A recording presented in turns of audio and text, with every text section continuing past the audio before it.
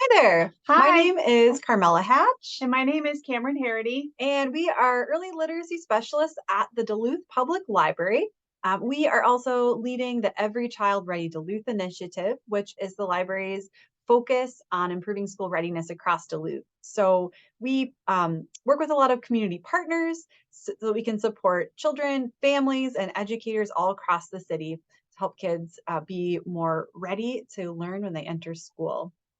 Um, we're presenting to you today with one of our partners. The Northland Foundation is one of the partners that has been very supportive of Every Child Ready Duluth. And part of that partnership, we are creating this series of videos so that we can talk to you about building early literacy skills with your young children. And the information that we talk about comes in large part from Every Child Ready to Read, which is a national organization that provides parent education surrounding early literacy. So I'm going to pop up the screen share here so we have some slides to go along with our little presentation today. And this is part of a video series. There are 6 videos in total. And the first one covers, a little bit more of the basics of early literacy. And then the rest of them, like this one today, are about the early literacy practices, as we call them, or the Ready Five. These little characters are kind of our guide to the early literacy practices. So Toxosaurus, sing horse, the rhinoceros, the reed squirrel, and the platypus. And so today we're talking about writing with rhinoceros. We always like to mention too that the crux of all these things that we're talking about, the most important thing is you and the relationship that you have with your little ones, because children learn best by doing, and they love doing things with the grown-ups that love them and care for them, and that's you. So, take a moment to acknowledge that you're doing this. You're helping them learn every day, and we are here just to talk about what you can do to help foster more early writing skills today. Here's our rhinoceros. Aren't they so cute? The parent and the little one. Adorable. Okay, so learning to write is a developmental process, much like learning to talk, walk, or read. It goes through a series of stages that will eventually lead to writing sentences and stories in elementary school. Children don't immediately pick up a pencil and write letters. They need to build strong hands and fine motor skills before they will have the correct grip. And they need to learn their letters and develop the coordination to write them before they can write words. Just like children need to practice all those pre-reading skills, children need to build pre-writing skills too. And kids build those skills like they do most skills through play. Hand and finger strength, the need to build up those muscles in their hands before they can write. So, before kids can, learn to hold a pencil effectively, they need to practice writing with much larger items. So fat crayons or large paint brushes, those like paint daubers. They make those palm grasp crayons that look like little eggs, or even just writing or painting letters with their fingers. Those are all kind of, tools that they will use before they ever pick up a pencil. Here on this slide, you can see how a child's grasp evolves over time and at what ages those grasps are generally developmentally appropriate. So that, that cylindrical grip in the first year, year and a half, the digital grasp at 2 to 3 years, that called the modified tripod grasp, 3.5 to 4, and then 4.5 to 7 years, they're developing that tripod grip, which is the kind of traditional or correct way to hold a pencil. So just it's good to remember that, when you see little kids grabbing a crayon, that cylindrical fist grab, like that's part of the developmental process and part of how they will learn to write. And so having kids color with crayons, pencils, oil pastels, other similar drawing tools are some of the best things for building the pre-literacy muscles and for sensory exploration versus drawing with a marker. Because it requires more pressure to make marks with a crayon than it does a marker. With a marker, you can, make the same, essentially the same type of mark almost with varying levels of pressure that you can put on that marker.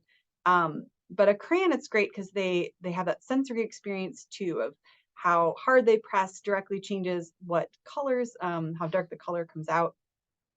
And this also lends itself well for children to be more expressive with their art too.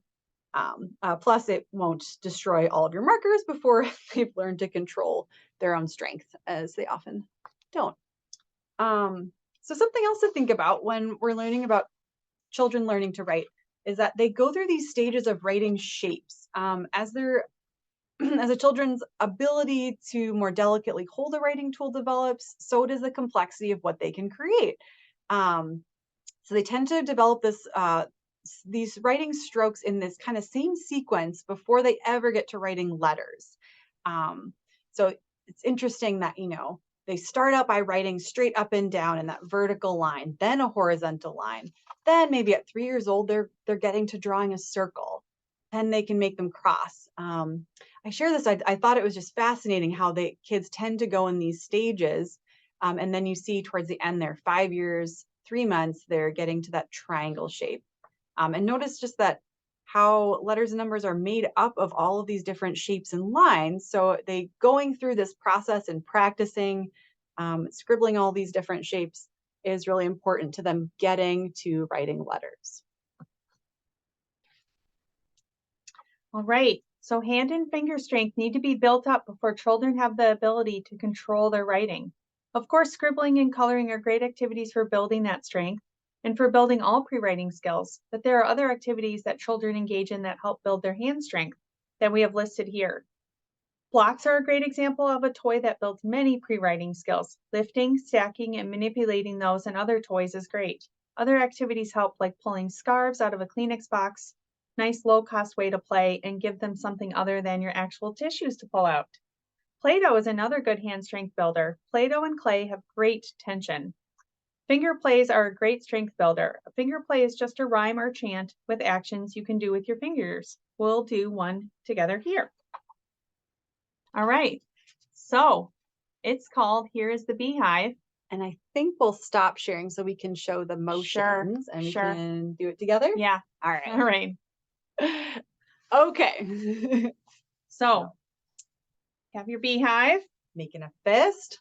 And where are the bees? Hidden away where nobody sees. Watch as the bees come out of And their hive. we'll count them out. 1, 2, 3, 4, 5. They're alive. Boo! Back in the hive.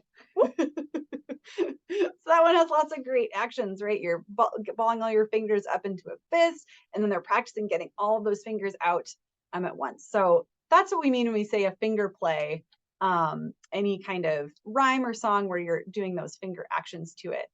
More common one is like the itsy bitsy spider, where you're twisting your hands. Any way you can get those little digits moving is awesome.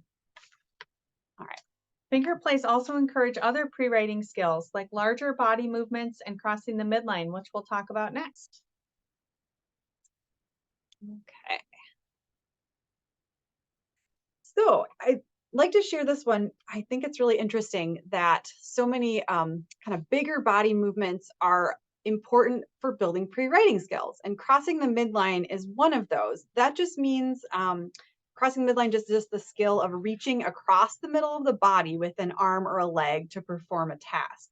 So before kids learn to do that, they're typically only using one side of their body at a time. It's important for kids to learn to do this for using both sides of the body, like climbing the stairs. Say that involves they must have learned to cross the midline before they do that. So it requires both sides of the brain to be communicating and coordinating those movements. And it's just amazing that this is also important for writing. So some things that can encourage midline crossing movements are like dancing, especially if they're throwing a dancing scarf from one side to the other, or kicking or throwing balls, playing instruments. And many of those same activities are also building upper body strength, which is also important for writing. You don't just need to build hand strength, but it's building arm and shoulder muscles also. So doing other activities like climbing on the playground, allowing them to manipulate larger toys like empty cardboard boxes or real pots and pans out of your cabinet. Um, that's great for building all kinds of arm muscles. Any game that involves lifting or throwing objects like balls of different weights or bean bags are really good too. So many of the other activity examples that follow also involve building arm, shoulder, and core muscles, and those are all important in this process of developing. A variety of tasks throughout the day build fine motor skills and hand-eye coordination. Even eating meals, getting dressed, cleaning up toys. Here are some other examples of ways you can incorporate those skills. Notice there are fun and cheap ways to make fun, playful activities, like using large tweezers to pick up pom-poms, board games that involve tons of hand-eye coordination and build a lot of other early literacy and numeracy skills. Painting can be done with water on the sidewalk too. Yeah. So we talked about building hand, finger, arm muscle strength and coordination.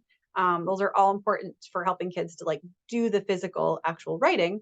The other part about of building writing skills is getting familiar with the shapes and eventually the letters so that they're able to write those. Like we mentioned before, most letters are made up of shapes or parts of shapes. So letter writing is often talked about in terms of those shapes. You say to write the letter P, make a circle and a line.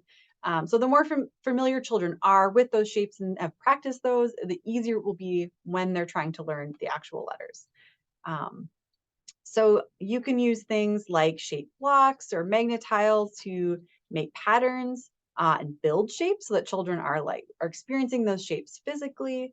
But there are also more free things that don't involve toys you can do, like going on a letter or a shape scavenger hunt in your house or at the park. You can look around, ask children to find a circle or match a picture to an object, a picture of a shape, things like that, just to help them start seeing those shapes and identifying them. Drawing and coloring in pictures of shapes and letters is great too. That combines building that hand strength at the same time. Or you can even make it kind of a more sensory experience by if you have like a big sheet pan, putting shaving cream or flour or finger paint on that and letting them draw the shapes with their fingers is often some of the first times they're drawing. Um, Up here in Minnesota, super snowy, you can have children make giant letters by using their feet and running around to make shapes and letters outside. Those are all great ways too. And then having toys around that are letters and being able to play with them, like letter magnets or foam bath letters, paper cutouts, anything that they can manipulate and get familiar with those letter shapes. There are lots of ways to incorporate writing practice into playtime, making it more fun and applicable to their world. You can see some examples here, like having writing tools available so that they can be part of the play, notepads and clipboards for writing out lists, taking orders or writing receipts, writing out lists together, even if you dictate and they scribble. That's great practice. They don't have to write real words for there to be real meaning in practice. Writing letters or drawing pictures for others is easy and also a great kindness activity. That's kind of, you can see in those little do-it-yourself mailboxes or things like that. You can send those things off together. So to kind of conclude, we have this top 5 tips for learning to write, or helping your children learn to write. Number 1 is write big. Use large surfaces, like we mentioned, using their feet in the snow, providing like big paper or cardboard so that they can start, making those large shapes will be much easier for the smaller hand and build that kind of large motor and fine motor skill at the same time. Start with the letters in a child's name if you're working on letter recognition is often a very motivating way. It's because it's something, the first thing they're probably going to have to write, and it helps them, to identify the letters that are theirs. It's really fun once they start learning those. Might start seeing them when you're out and about all over town or on the cereal box or something like that. Just getting writing tools in kids' hands, having them available around the house at playtime, having different sizes for different ages, like we mentioned, like fat crayons or sidewalk chalk for when they're younger. Um, and even broken crayons or broken pieces of chalk can be great because it encourages them to try smaller grips sometimes. Um, Notice and talk about print and letters that are around you. I mean, it's everywhere, right? It's on billboards, it's on buildings, it's license plates, labels. So just have fun with helping children just to notice that, just to pick up on the fact that there is writing and that they can read it eventually, read it and write it. Um, you can, trace bigger letters even with a finger when you see them. Um, and let's see, if your child shows interest and wants to learn to write letters, then go for it. If they're not interested, don't force it. Just kind of follow their lead and try to keep it fun. Um, like we say, scribbling and drawing are just as good practice as or even really better practice than trying to force a worksheet that they're not interested in and won't want to engage with. I also wanted to mention often we introduce uppercase letters first, uh, which is just kind of, there's nothing wrong with that. But I like to mention too that lowercase letters are often, we see them more often in words and are sometimes easier to draw. So don't forget about lowercase when you're looking at letters and learning about them. You can always find us on Facebook. You can join the Every Child Ready Duluth group with library events, virtual story times, and early childhood resources. Of course, you can always look us up on our Duluth Public Library page as well at duluthlibrary.org. And from that, you'll find the link to the Every Child Ready Duluth site as well to get more resources specifically for children 0 to 5 and learn more about other community partners we work with. If you wish to reach out to us, which we would really enjoy, here are both of our names, emails, and our office phone number. So feel free to reach out anytime with questions or anything else we can help you with. We hope that we'll see you at the library and you'll check out the rest of our videos. All right, bye.